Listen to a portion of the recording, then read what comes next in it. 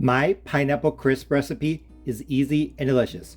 Whether you use fresh or frozen fruit, the warm spices and brown sugar give this old-fashioned dessert a ton of flavor. Let's go over the ingredients. For an 8x8 casserole dish, you will need 1 pound of pineapple chunks, 454 grams. You can use fresh or frozen. I'm using some frozen pineapple that's defrosted. And whether you're using fresh or frozen fruit, you want to make sure that it's in smaller pieces about the size of mine.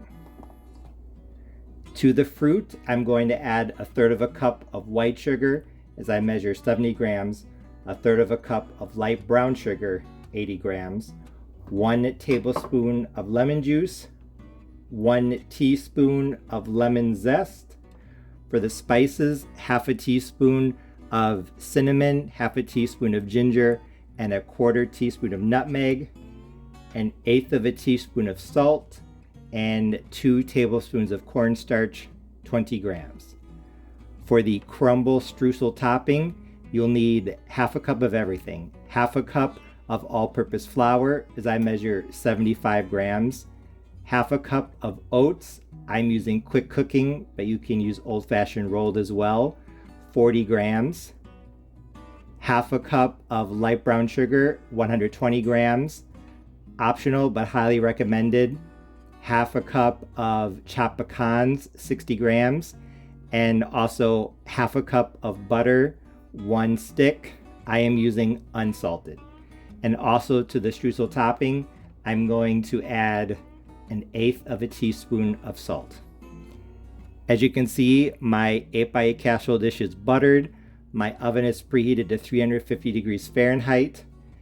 This is also optional, but I toasted the pecans in the oven. I just put them on an ungreased pizza pan. You can do a cookie sheet or something at 350 Fahrenheit, uncovered for 3 minutes. Then I took them out of the oven. I stirred them.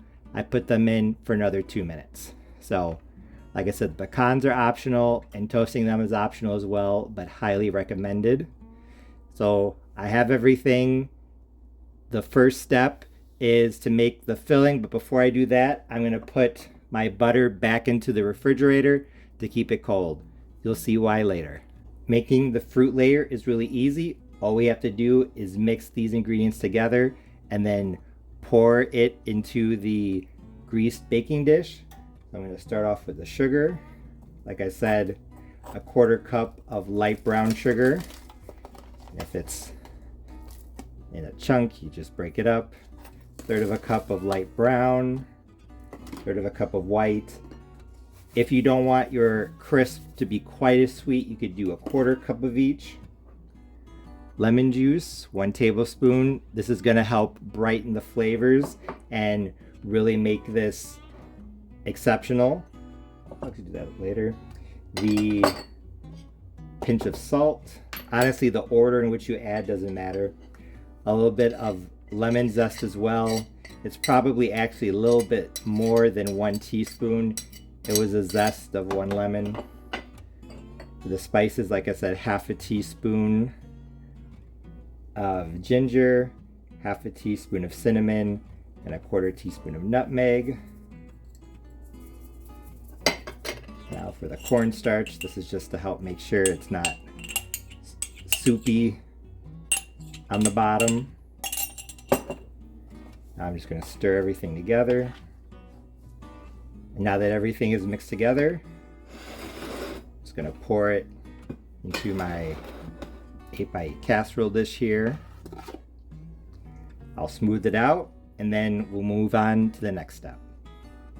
Now that the fruit is done, it's time to make the crumble topping. And the first step is preparing the butter. What I'm going to do is I have my 1 stick of butter here. I'm going to take a sharp knife. I'm going to cut it into thin pads, maybe 4 or so per tablespoon approximately. And then I'm going to cut it this way and then the other way. So the goal is to make small pieces of butter, maybe about the size of a pea, more or less. And I think this is probably the easiest way to do that. Just cut it this way. Then you could stack it like this.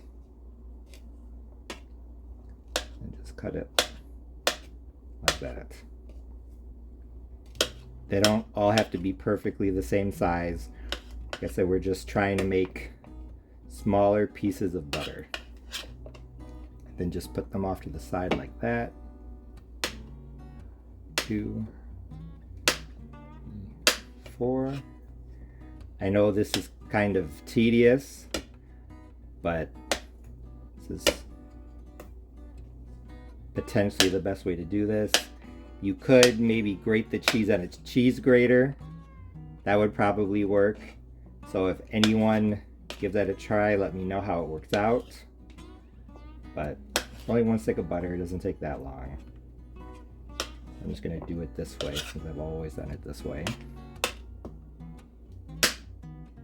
So once this is done, I will bring you back. So like I said, we're just taking the butter, and this is why it should be cold, as cutting soft butter is very difficult. You want to make sure it's cold so that you can cut it neatly like this.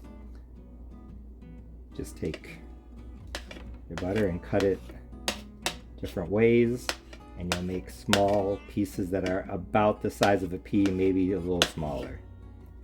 Now that my butter is chopped up, I'm going to mix together the dry ingredients for the streusel topping. Like I said, 1/2 cup of all-purpose flour. Just going to add in my pinch of salt now. 1/2 cup of oats, I'm using quick cooking, and 1/2 cup of light brown sugar.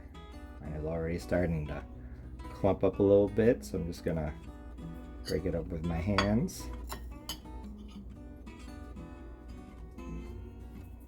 Once you get your brown sugar broken up, just mix it in like so. Make sure everything is thoroughly combined, and then we'll start actually making the crumble. Notice I'm leaving the chopped pecans off to the side. I guess you could add them in now, but I think it's easier to just add them at the very end. So just keep them off to the side. Now let's start actually making the streusel. This is another part of the recipe that's kind of tedious and time consuming, but I think it's definitely worth it. What I'm going to do is I'm just going to use my hand, and I'm going to put some of the butter on a plate. You could use a pastry cutter for this, but I always just use my hands. A little bit of butter. I'm going to put in some of the dry mixture. And I'm just going to take my hands.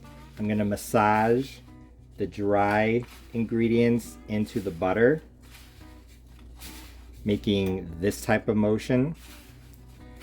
And what I'm trying to do is to make a streusel topping that is the texture of, I would say, wet sand.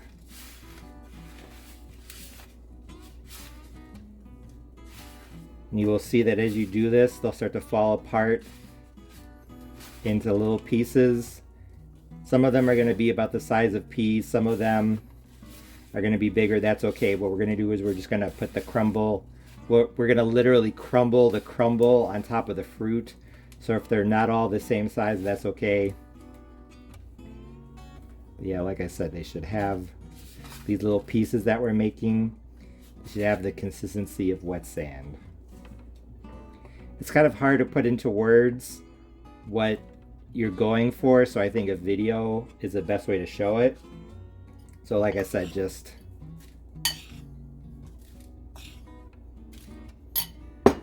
some butter here, and take your hands and just massage it in like that.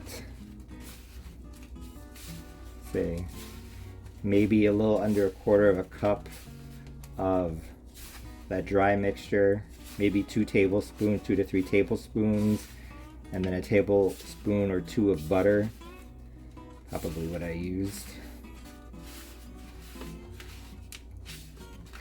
If you notice any dry mix on your plate, just kind of pull it over here where the new butter is and see if you can kind of incorporate it.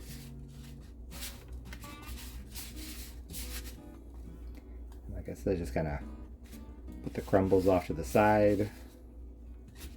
The goal is to get the butter totally coated with this dry mixture and to, like I said, be able to crumble it between your fingers so that it's in smaller pieces. Saying it's the size of peas, that might not be accurate, but as you can see here, they're definitely small bits. It's not just one big chunk. So I'm going to keep doing this, and then when it's done, I'll add in the pecans, and then we'll just sprinkle the streusel on top of the pineapple chunks. My streusel topping is now done.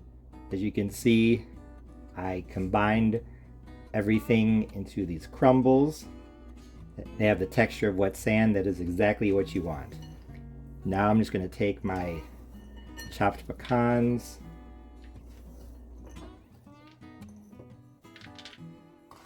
and work them in a little bit. Honestly, you could probably sprinkle these in when you sprinkle the streusel on top, but just to get better coverage, I'm going to combine the pecans with the streusel topping, with the streusel crumbles themselves. Now that the streusel topping is ready, to finish this crisp, all we literally have to do is, as the name suggests, for the topping, just crumble it on top of the fruit. Just taking bits of it like this and literally just dropping it on top of the fruit. You definitely do not want to mix this. I know it might be tempting. Do not mix, because if you mix, you will make a cake. You will not make a crisp. The whole idea is that these butter crumbles sit on top of the fruit on the bottom, and as the crisp bakes and the butter melts, it's going to turn this topping into a crispy, crunchy crumble, and the pecans and the oats, they're going to add to the texture. But like I said, if you mix them into the liquidy fruit filling, that's not going to happen. So literally just crumble everything on top. And also resist the temptation to pat it down. You do not want to pat this down. We're literally just sprinkling it on top. Now that the streusel crumb topping is on, my pineapple crisp is ready for the oven. I'm going to bake it at 350 degrees Fahrenheit, uncovered. I'll let you know for how long. As you can see, I did put mine on a pizza pan. It's not necessary, but I highly recommend placing any type of crisp or cobbler or pie on a cookie sheet or something, just to make it easier to take in and out of the oven. And also, if it's on something, if it boils over, if any of the juices boil out of this dish, they'll land on this, not the bottom of your oven. So this will go in, and I will bring you back when it's done. I just pulled my pineapple crisp out of the oven. It was in at 350 degrees Fahrenheit, uncovered, for 1 hour, 60 minutes. It looks and smells fantastic.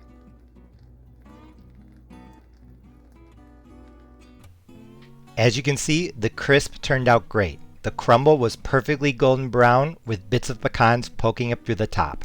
The juice bubbled up around the edges, hinting as to what was underneath. This looked really good, so I let it cool down for about 20 minutes, and then I dove in. And when I cut the first slice and took the first bite, I knew that my pineapple crisp recipe was a big success because it was absolutely delicious. First, let's talk about the flavor. Although I could taste the pineapple, it was muted by the butter and spices, so I placed the pineapple flavor as more than a dump cake but less than a pie or cobbler. The bit of lemon was in the background subtly as well, helping to not only bring out the fruity flavor but also tone down the sweetness. The spices were well balanced as well, the cinnamon and ginger combining exceptionally well with the tropical tart fruitiness of the pineapple, but without overpowering it. The light brown sugar did a nice job of adding depth without muting the main flavors in the dessert, but if you're worried about that, you want a stronger, brighter pineapple flavor, you could definitely just use all white sugar. Although the crumble topping definitely did have a good amount of butter, it didn't have as strong of a butter flavor as a dump cake normally does. So if you're worried about this being too buttery, don't, because I felt like all the flavors were really well balanced, more so than in a dump cake. I could taste the oats and pecans in the crumble topping as well, but honestly, I felt they contributed more to the texture than to the flavor. Even so, I think that roasting the pecans before adding them to the crumble is technically optional, but yet very strongly recommended because it brings out the flavor so much. It really takes this dessert to the next level. And now let's talk about the texture. The crumble topping was definitely crispy and crunchy, and the fruit layer underneath was soft and juicy. So this dessert had the perfect balance of topping and filling and contrast in textures. The fruit was especially soft, I think, because I started off with frozen pineapple, and once you thaw and then cook frozen fruit, it tends to soften a lot. But even if you use fresh pineapple, I think that it would soften very nicely and it would contrast very well with the crispy, crunchy top. The crumble topping's crispy texture came mostly from the oatmeal and pecans, the nuts especially adding a nice bit of extra crunch that you wouldn't normally expect in a fruit-flavored dessert. I'm sure it's pretty obvious that I really liked how my pineapple crisp recipe turned out. Honestly, I wouldn't change a thing about it. But there are a few things I wanted to point out if you wanted to make this at home. The first and most important would be advice on making the crumble topping. As I showed in the video, I think that first cutting the cold butter into small pieces and then just massaging them into the dry ingredients is probably the best way to go about it. Some people might want to try melting the butter and then adding that to the dry ingredients. That might work out. I've never tried it. I'm afraid it would affect the texture, but if you do it that way, please let me know in the comment section below. However, I normally just go with the way I've always done things because I want everything to turn out right. So just follow the directions in the video and you'll have a good result just like I did. Also, although I used frozen pineapple, I'm sure you could use fresh as well. You probably wouldn't have to change the recipe. If you use canned, you might want to add a little bit more cornstarch if there's a lot of juice in the can. I'll have to get back to you on experimenting with that recipe though. But like I said, this old-fashioned Southern style pineapple crisp recipe was a big success. If you like apple crisp and you're looking for a similar recipe for the summer, this is one you need to try. As always, thanks for watching. See you next time.